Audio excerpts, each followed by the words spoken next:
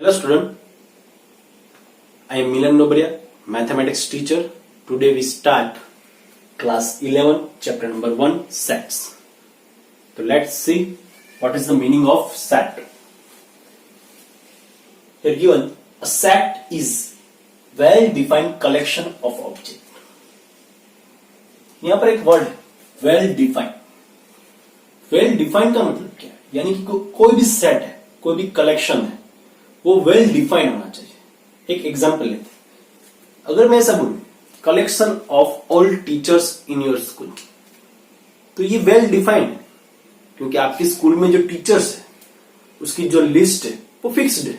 अगर मैं उसकी लिस्ट बनाऊंगा और कोई अदर पर्सन उसकी लिस्ट बनाएंगे तो वो सेम आएंगे, यानी कि वो यूनिक है, वो वेल डिफाइंड है. पर मैं ऐसा बोलूं collection of talented teachers in your school, ये वेल डिफाइंड है. टैलेंटेड टीचर यानी कि किस बेस पर मैं बोलूं ये टैलेंटेड है, किस टीचर को मैं टैलेंटेड बोलूं, किसको नहीं बोलूं, तो ये वेल डिफाइंड नहीं है, तो वो सेट नहीं है. हम एग्जांपल देखेंगे तो अच्छी तरह समझ में आएंगे सेट की डेफिनेशन क्या है, ये वेल डिफाइंड का मतलब क्या है. यहां पर देखो first example, collection of vowels in alphabet. तो ये वेल डिफाइंड है कि नहीं? देखो वोवेल्स कितने होते हैं हमें पता है, ए ई आई ओ यू. तो ये वेल डिफाइंड है, इसका मतलब ये सेट है. इट इज अ सेट, ये सेट है. यहां पर next example, collection of natural numbers. तो नेचुरल नंबर का कलेक्शन वो वेल डिफाइंड है. हाँ है. क्यों? कैसा नंबर होता है नेचुरल नंबर में? ऐसे. तो ये भी वेल डिफाइंड है, इसका मतलब ये क्या है? सेट है. तो ये इट इज सेट, ये भी सेट है. ओके. इसके बाद collection of 10 most popular movies, ये वेल डिफाइंड है. 10 मोस्ट पॉपुलर मूवीज, अगर मेरे हिसाब से 10 मोस्ट पॉपुलर मूवीज अलग होगी और कोई पर्सन बनाएंगे तो उसके हिसाब से कोई अलग होगा, तो ये वेल डिफाइंड नहीं है, तो इट इज नॉट सेट, ये सेट नहीं है. Next, collection of students in class 11. Class 11 में जो स्टूडेंट है उसका कलेक्शन का सेट, तो ये वेल डिफाइंड है, तो ये क्या होगा? इट इज सेट, ये सेट है. इसके बाद collection of most talented actor. अभी मैंने टीचर्स की बात की थी, यहां पर एक्टर्स है, तो मोस्ट टैलेंटेड एक्टर कौन है? मैं ऐसा तो बता नहीं सकता कि यही 10 है, इसके अलावा कोई नहीं है, क्योंकि उसका आधार मेरे पास कोई नहीं है. टैलेंटेड किसको बोलूं किसको नहीं बोलूं, क्योंकि हर एक एक्टर टैलेंटेड होता है, सबकी क्षमता अलग अलग होती है, तो ये वेल डिफाइंड नहीं है, तो इट इज नॉट सेट, ये सेट नहीं. समझ में आया? अभी ये एग्जांपल 5 एग्जांपल देखे हमने, उसमें से आपको क्लियर हो गया होगा कि ये सेट क्या है. अब इस सेट को कैसे लिखते हैं? देखो कोई भी सेट है उसको कैपिटल लेटर से रिप्रेजेंट करते हैं. चलो मैं यहां पर यही लिखूं, ये collection of vowel in alphabet का सेट मैं कैसे लिखूं? चलो उस कैपिटल लेटर को उसको ए नाम दे दो. चलो ये ए सेट है, उसको लिखना कैसे है? तो खास याद रखो, मैं तो लिखूंगा या ए ई आई ओ यू, ये कर्ली ब्रैकेट में लिखना है, और अंदर क्या लिखना है? हमें लिखना है उसके एलिमेंट्स. और जब भी हम अंदर के एलिमेंट्स लिखेंगे और वहां पर हमें अल्फाबेट की जरूरत पड़ेगी तो हम स्मॉल लेटर्स में लिखेंगे, यानी कि एलिमेंट्स को हम किस में लिखेंगे? स्मॉल लेटर में. और सेट को कैसे दिखाएंगे हम? कैपिटल लेटर में.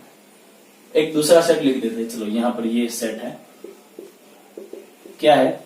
Collection of natural numbers. तो नेचुरल नंबर का सेट कैसे लिखेंगे? देखो यहां पर ऐसे 1 2 3, नेचुरल नंबर तो इनफाइनाइट होता है ना, तो इसको हम ऐसे डिनोट करेंगे. ये कर्ली ब्रैकेट करेंगे, कोई भी एलिमेंट से इसके बीच में क्या करेंगे? हम कॉमा रखेंगे. तो खास ये याद रखना है कि सेट को हम लिखते कैसे? सेट को हम कैपिटल लेटर से डिनोट करेंगे और अंदर जो एलिमेंट है उसके लिए हमें स्मॉल लेटर का यूज करना है। तो ये बात हुई सेट को लिखते कैसे। अभी next topic, representation of set.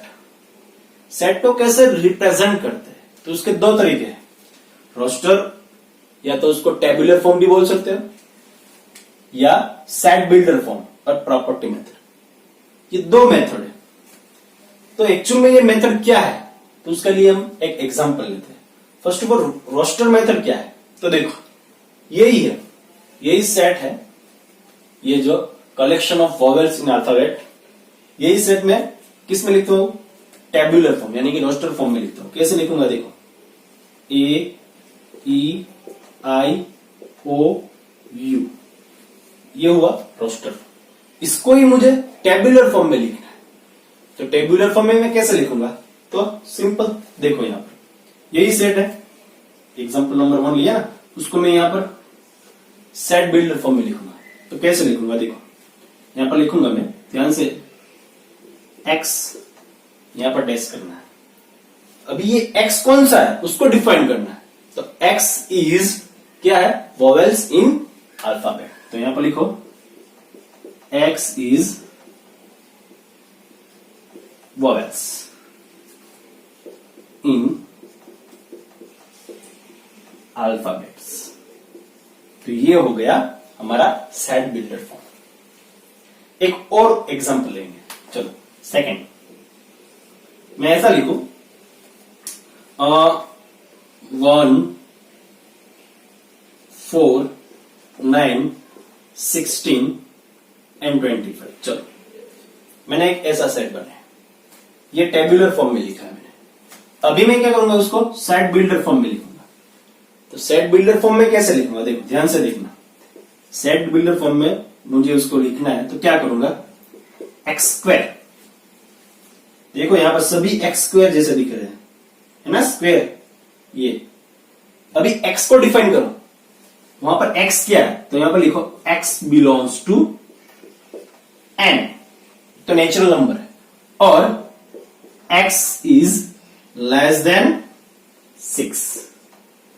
देखो ये दोनों एक ही है, ये टेबुलर फॉर्म है, ये सेट बिल्डर फॉर्म। अभी एक और एग्जांपल लो, चलो थर्ड, आपको अच्छी तरह समझ में आया ये रोस्टर फॉर्म क्या है और सेट बिल्डर फॉर्म क्या है। देखो मैं ऐसा लिखूंगा यहां पर 1 3 7 1 3 5 7 और यहां पर लिखूंगा 9। चलो अभी उसको मुझे रोस्टर फॉर्म में लिखना है, तो कैसे लिखूंगा, ध्यान से देखना। अभी देखो ये सेट बिल्डर फॉर्म है, ये उसमें अलग अलग तरीके से हम लिख सकते हैं, ऐसा नहीं कि ये फिक्स मेथड है। यहां पर तो ये फिक्स रहेगा, यहां पर मेथड अलग अलग हो सकते हैं। मैं इसको सिंपल, देखो एग्जैक्टली सिंपल लिखूं यहां पर, तो क्या होगा, X, where x is positive और इंटीजर्स। यहां पर ऐसा लिखू, या तो ऐसा लिख दू, चलो कोई बात नहीं, यहां पर लिखू, इसको ऐसा लिखते हैं, चलो वही सिंपल रहेगा। क्या लिखू, यहां पर लिख दू 2x - 1 वेर क्या होगा, अभी x को डिफाइन करो, चलो x क्या है उसमें, तो x बिलोंग्स टू n है, और x की वैल्यू कहां तक लेनी मुझे, तो देखो यहां पर 9 है, तो 9 बनाने के लिए मुझे x की वैल्यू कहां तक लेनी पड़ेगी, तो देखो यहां पर x की वैल्यू मुझे लेनी पड़ेगी 5 लूंगा तभी 9 आएगा ना, 5 2 10 माइनस, यानी कि x इज लेस देन क्या लिखूंगा 6। देखो एक के बाद एक यहां पर वैल्यू पुट करो, पहले देखो 1 to 5 हम पुट करेंगे, 1 पुट करो 1, तो 1 पुट करोगे तो क्या होगा, यहां पर 1 आ गया। अभी 2 पुट करो, 2 2 जा 4 -1 3 आ गया। अभी 3 पुट करो, 3 2 जा 6 -1 यानी कि 5 आ गया। अभी 4 पुट करो, 4 2 जा 8 5 करो, तो ये हो गया उसका रोस्टर फॉर्म। आ रहा है समझ में, रोस्टर फॉर्म और सेट बिल्डर फॉर्म क्या है, आया समझ में। ओके, तो ये हुआ रिप्रेजेंटेशन ऑफ सेट। दो तरीके से रिप्रेजेंट कर सकते हैं, roster form and set builder. इसके बाद देखेंगे हम टाइप्स ऑफ सेट। तो उसमें first finite and infinite set. Simple definition, a set having finite number of element is called finite set, otherwise infinite set. अगर कोई सेट है उसमें नंबर ऑफ एलिमेंट फाइनाइट है तो उसे फाइनाइट सेट बोलेंगे। देखो यहां पर जो मैंने एग्जांपल लिए वो सब क्या है, फाइनाइट सेट। यहां पर ये एग्जांपल है वो कौन सा सेट है, इनफाइनाइट सेट, क्योंकि ये देखो कौन सा सेट है, कलेक्शन ऑफ नेचुरल नंबर्स। तो ये क्या है, इनफाइनाइट सेट है। तो ये होगा इनफाइनाइट, बाकी ये सब है फाइनाइट। तो उसके एग्जांपल लेने की जरूरत नहीं, सिंपल डेफिनेशन है कि अगर कोई सेट है उसके जो एलिमेंट्स है वो नंबर ऑफ एलिमेंट्स फाइनाइट है तो उसको फाइनाइट सेट बोलेंगे, और अगर इनफाइनाइट नंबर ऑफ एलिमेंट्स है तो उसको इनफाइनाइट सेट बोलेंगे। इसके बाद क्वेश्चन नंबर 2 यहां पर लिख सकते हैं, देखो set of natural number, set of whole number, यहां पर इंटीजर्स और रैशनल नंबर और रियल नंबर, ये सब जो सेट है ऑल आर इनफाइनाइट सेट। ये सब इनफाइनाइट सेट है, देखो हमें पता है। और फाइनाइट सेट के एग्जांपल तो बहुत सारे लिख सकते हैं, यहां पर देखो ये सभी क्या है, फाइनाइट सेट है। ओके, इसके बाद question number on types of set में सेकंड नंबर, अ नल सेट, उसको हम एम्प्टी सेट भी बोल सकते हैं। तो सिंपल डेफिनेशन है उसकी भी, a set having no elements is called null set. उसको हम एम्प्टी सेट भी बोल सकते हैं और वॉइड सेट भी बोल सकते हैं, या कुछ भी बोल सकते हैं। एम्प्टी सेट बोलो, नल सेट बोलो, एम्प्टी सेट बोलो, या तो वॉइड सेट बोलो। इसको कैसे डिनोट करते हैं, ध्यान से देखो। इट इज डिनोटेड बाय ये दोनों, या तो आप फाइव लिखो या तो ये कर्ली ब्रैकेट में ऐसे अंदर कुछ नहीं लिखना है। तो नल सेट ऐसे डिनोट करेंगे। एक एग्जांपल लेते हैं कि नल सेट किसे कहेंगे। देखो मैं एक एग्जांपल लेता हूं, सेट ए है, कोई एक सेट है, ऐसा सेट है x, where x is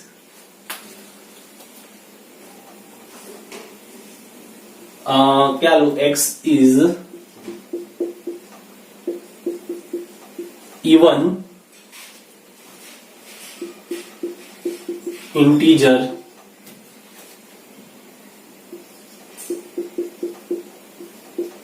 divisible by 2। यहां पर इवन नहीं, ऑड। देखो ये set x where x is odd integer divisible by 2। कोई ऐसा odd integer है जो divisible by 2 होता है, ऐसा होता है कोई नहीं, एक भी एलिमेंट्स नहीं है, यानी कि ये कौन सा सेट होगा, नल सेट होगा। समझ में आ रहा है, x where x is odd integer divisible by 2। तो ऐसा कोई सेट नहीं है जो ऑड इंटीजर नहीं है जो 2 से डिविजिबल है, यानी कि यहां पर कोई भी एक भी एलिमेंट नहीं है, ये होगा 5 नल सेट। खास यहां पर ध्यान देना, कई बच्चे ये नल सेट को ऐसा लिखते हैं, ऐसा, तो ये गलत है। नल सेट को ऐसा नहीं लिखते। देखो ये नल सेट नहीं है, यहां पर तो एक 5 एलिमेंट है, वो सिंगल टर्न सेट हो जाएगा। यहां पर नेक्स्ट डेफिनेशन है हमारी, वो ये बन जाएगी। तो ये खास ध्यान रखना है, ऐसा नहीं डिनोट करेंगे हम, ऐसा डिनोट करेंगे। ओके, इसके बाद third, single turn set, a set having single element is called single turn. Simple, एक ही एलिमेंट है, कोई ऐसा सेट में एक ही एलिमेंट है, उसे क्या बोलेंगे, सिंगल टर्न सेट बोलेंगे। कोई भी एक सेट ले लो, चलो मैं पी सेट लेता हूं यहां पर, और ये लिख दो, चलो 1, तो ये सिंगल टर्न हो गया। अगर दूसरा कोई क्यू सेट है, उसमें मैं लिखू कोई डिजिट लिखो, चलो ए लिख दो, एक ही डिजिट है उसमें, एक ही एलिमेंट है, तो ये क्या हो गया, सिंगल टर्न सेट। तो सिंपल डेफिनेशन है उसमें, ज्यादा उसमें समझने की जरूरत नहीं। इसके बाद इक्वल सेट, तो वो भी सिंपल है। Two set A and B are said to be equal set if each element of A is element of B and each element of B is element of A। Simple, कोई दो set है वो equal कब हो गए? जब दोनों के जो एलिमेंट्स है वो इक्वल हो गए। दोनों के एलिमेंट्स कैसे हो गए? इक्वल। एग्जांपल ले लेते हैं, समझ में आएगा। चलो एग्जांपल, यहां पर कोई एक ए सेट है, उसमें 1 2 3 4 ऐसा एलिमेंट है। कोई एक सेट बी है, तभी इसमें देखो मैं ऐसा लिखता हूं उसमें x where x belongs to n and x is less than 5। ये दोनों सेट देखो तो ये 1 2 3 4 है और यहां पर x where x belongs to n and x less than 5, तो ये दोनों इक्वल सेट हुए। क्यों? देखो उसका रोस्टर फॉर्म में कैसे लिखूंगा इसको 1 2 3 4 ऐसे ही लिखूंगा ना, तो ये दोनों क्या हो गया? Equal set. और इक्वल सेट को कैसे लिखते हैं हम? A is equal to B, तो ये हो गया इक्वल सेट।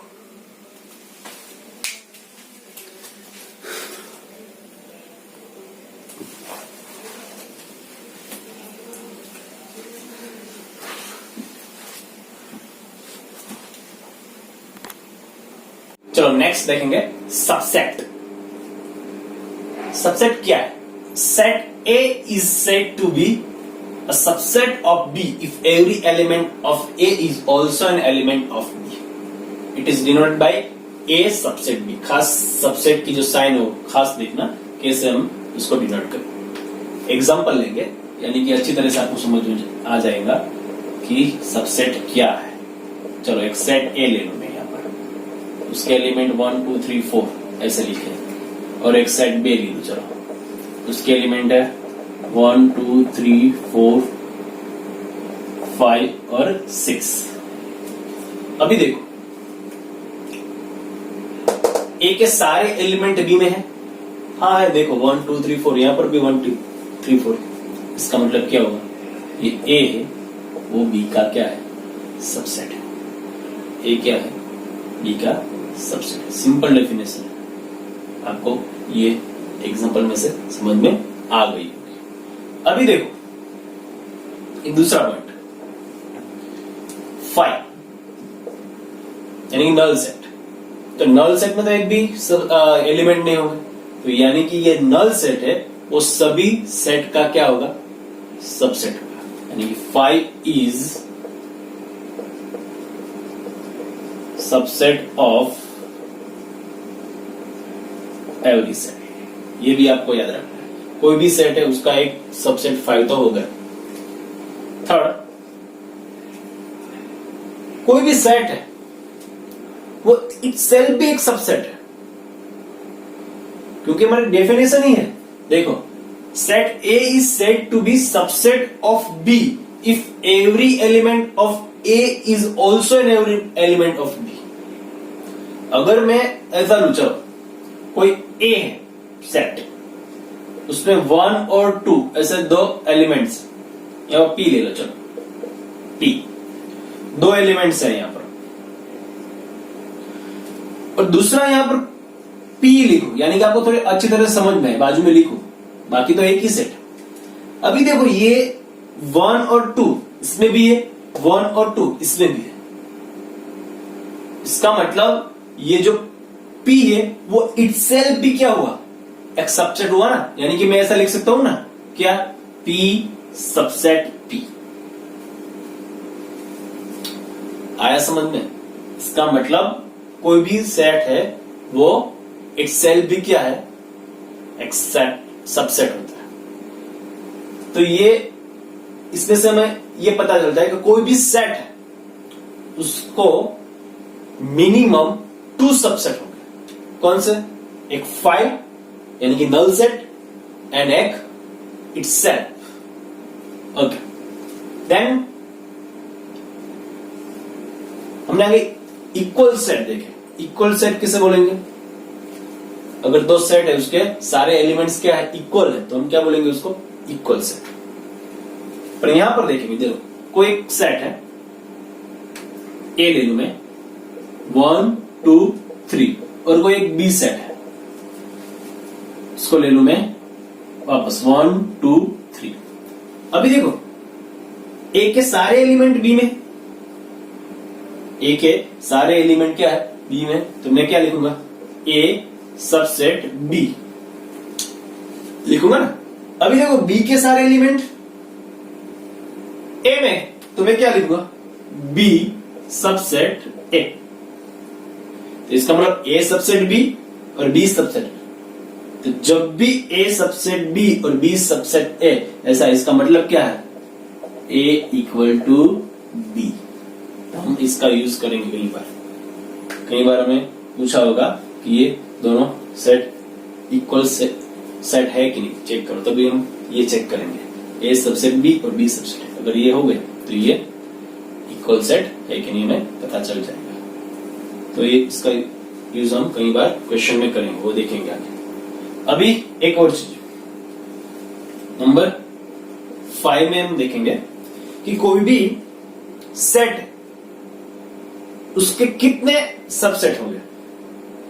कोई भी सेट है, उसके कितने सबसेट होंगे। तो मैं एक एग्जांपल ले लूं, चलो कोई एक एग्जांपल मैं ले लूं, मैं चलो सेट ले लूं, बी सेट लो, चलो या तो ए सेट ले लो, चलो उसके एलिमेंट लिखूं मैं 1 2 3, ऐसा एलिमेंट है। तो उसके कितने सबसेट है वो देखेंगे। तो पहले तो हमने बताया ना, यहाँ पर 5 तो एक सबसेट होगा, तो एक तो 5 उसका सबसेट है 5। इसके बाद मैंने क्या लिखा कि ये इटसेल्फ भी क्या है, एक सबसेट है। तो इसका मतलब ये एक सबसेट तो ये हो गया। ओके, अभी ये भी हो सकता है इसका एक सबसेट 1, अभी ये 2 भी हो सकता है, अभी 3 भी हो सकता है, ऐसा भी हो सकता है, ऐसा भी होगा 1 और 2, ऐसा भी होगा 2 और 3, और ऐसा भी हो सकता है क्या 1 और 3। इसके बाद कोई सबसेट बन सकते हैं, देखो बन सकते, देखो नहीं होगा। अभी देखो काउंट करो कितने हो गए, 1 2 3 4 5 6 7 8 8, यानी कि यहां पर कितने एलिमेंट है 3। तो उसके सबसेट कितने हैं,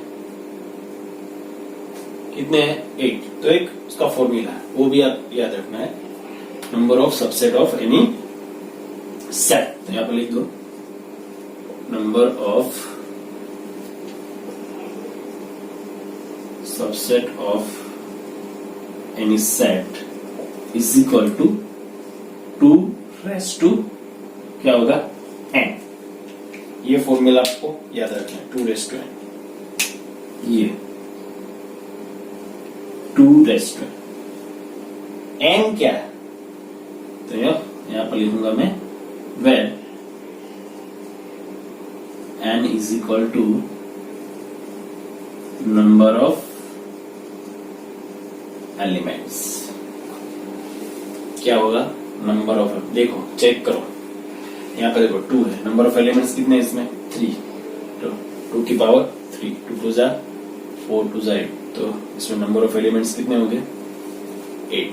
तो एक ये खास याद रखना है कि जो कोई भी सेट है उसमें कितने सबसेट हो सकते हैं। तो उसका एक फॉर्मूला है 2 रेज़ टू n, यानी कि नंबर ऑफ एलिमेंट्स। तो उसका भी क्वेश्चन हम आगे देखेंगे। ओके, अब एक चीज, अगर ये सबसेट है तो मैं ऐसे दिखा दे, अगर सबसेट नहीं है, अगर कोई दो सेट सबसेट नहीं है तो हम कैसे दिखाएंगे। तो हम यहां पर उसको ऐसे दिखाएंगे, वो खास याद रखना है। यहां पर एक एग्जांपल ले लूं, चलो यहां पर कोई एक एग्जांपल साइड में लिख दूं कि कोई सेट है P है, उसके एलिमेंट 1 2 3 है, और कोई सेट है Q है, उसके एलिमेंट है चलो 2 3 और 4 है। देखो यहाँ पर, तो देखो ये P के सारे एलिमेंट Q में है। देखो 2 1 2 3, यहाँ पर 2 3 1 नहीं, सारे एलिमेंट नहीं। देखो ऐसा नहीं है, सारे एलिमेंट होना चाहिए। तो इसका मतलब P does not subset Q। आया समझ में? अगर कोई सबसेट नहीं है तो उसको कैसे डिनोट करें? P does not subset Q, या तो ऐसे बोल सकते P is not subset of Q। समझ में आ रहा है? तो ये हुआ सबसेट। वापस एक बार अच्छी तरह से देख लो। यहाँ पर 5 is subset of every set. यहाँ पर कोई भी सेट है वो इटसेल्फ भी क्या है? सबसेट होता है। अगर इक्वल सेट के बारे में तो बात करेंगे तो ए सबसेट बी और बी सबसेट है तो उसको ए इक्वल टू बी, और खास ये याद रखना है number of subset of any set is equal to 2 raised to n। n is equal to क्या होगा? Number of elements. खास ये याद रखना है। इसके बाद नेक्स्ट पावर सेट। तो पावर सेट की डेफिनेशन क्या है? सिंपल है, collection of all subset of A is called the power set of A। यानी कि कोई भी सेट है उसके सारे सबसेट का जो सेट है उसे क्या बोलेंगे? Power set. क्या बोलेंगे? Power set. It is denoted by P of A। इसको क्या बोलेंगे? जो पावर सेट है उसको डिनोट कैसे करेंगे? P of A। देखो तो यहां पर क्या लिखा है? इन P of A every element is a set. यानी कि जो पावर सेट है उसमें जो भी एलिमेंट है वो एक सेट होगी। कैसे? एग्जांपल लेंगे, चलो एक छोटा सा एग्जांपल ले लो। कोई एक सेट है, P सेट ले लो, चलो P नहीं A ही ले लो। चलो यहां पर 1 और 2, उसका मुझे पावर सेट फाइंड करना है। पावर सेट कैसे करूंगा? P of A। यानी कि पावर सेट का डेफिनेशन क्या है?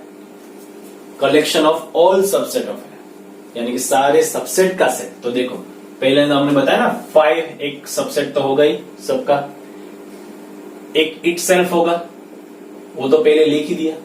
इसके बाद एक ये और ये 2 सिंगल टर्म दोनों। तो ये देखो पावर सेट हो गया। अभी ज्यादा लिख सकते हैं उसमें? नहीं। ऐसे भी हमें पता है, देखो कितने एलिमेंट्स है? 2 एलिमेंट्स है। तो यहाँ पर 2 raised to 2 कितने हैं? 4। तो ये खास याद रखना है, कोई भी पावर सेट है उसमें कितने एलिमेंट्स हो गए? तो ये उसका ये फॉर्मूला है 2 raised to n। यहाँ पर कोई सेट है उसमें कितने एलिमेंट्स है वो देख लेना है। इसके बाद उसको 2 के पावर में हमें काउंट कर लेना है, तो मिल जाएगा कितने एलिमेंट्स पावर सेट में होंगे। तो सिंपल डेफिनेशन है पावर सेट की। ओके, अब नेक्स्ट देखेंगे intervals as a subset of R। इसका मतलब क्या है? तो पहले 2 नंबर लेंगे, A और B belongs to R and A less than B। यहां पर 2 इंटरवल है, open interval and close interval. ये ओपन इंटरवल है वो एक जो रियल नंबर है उसका सबसेट ही है। कैसा सबसेट है? देखो तो यहां पर मैं लिखूंगा A to B open interval. कैसे लिखूंगा उसको मैं? वो एक सबसेट है रियल नंबर का X where A less than X less than B। इसका मतलब ऐसा सेट जिसमें A और B वो दोनों पॉइंट नहीं है, उसके बीच के सारे जो पॉइंट्स है, उसके बीच के सारे जो नंबर्स है वो आ जाएंगे वो इंटरवल में। यानी कि ये A और B इंक्लूड नहीं होंगे उसमें। इसका मतलब A and B does not belongs to AB। इसको नंबर लाइन पे कैसे दिख करें? इसको नंबर लाइन पर अगर आपको दिखाना है तो कैसे दिखाओगे? एक नंबर लाइन है, यहाँ पर वो एक पॉइंट है, पॉइंट A है, यहाँ पर एक पॉइंट बी है, तो देखो ये सारे जो नंबर्स है उसका सेट, ये सारे जो नंबर उसका सेट, उसमें ए और बी इंक्लूडेड नहीं है, उसमें ए और बी इंक्लूडेड नहीं है, इसके बीच का जो पूरा सेट है वो। अभी ऐसे क्लोज इंटरवल, क्लोज इंटरवल को कैसे लिखते हैं, देखो ये भी एक सेट ही है, सबसेट है रियल नंबर का, पर कैसा सबसेट है, देखो x where a lesser equal x lesser equal b। इसका मतलब यहां पर a और b इंक्लूडेड है, यानी कि ऐसा सबसेट जो a से b तक, यानी कि उसके बीच के सारे एलिमेंट तो आएंगे, साथ साथ में a और b भी उसमें आ जाएंगे। इसका मतलब क्या है, a and b belongs to क्या हो जाएगा, a b, ये तो आएंगे। इसको नंबर लाइन पे कैसे डिनोट करेंगे, देखो ये कोई नंबर लाइन है, यहाँ पर a, यहाँ पर b, यहाँ पर ये दोनों पॉइंट तो साथ में आएंगे, यानी कि यहाँ पर, इसलिए तो मैंने ये दोनों पॉइंट डार्क किए, देखो ये दोनों पॉइंट मैंने डार्क किए। एक इंटरवल ऐसा भी है खास, ये ए एंड बी, ऐसा भी इंटरवल है, तो ये क्या है, क्लोज ओपन इंटरवल है।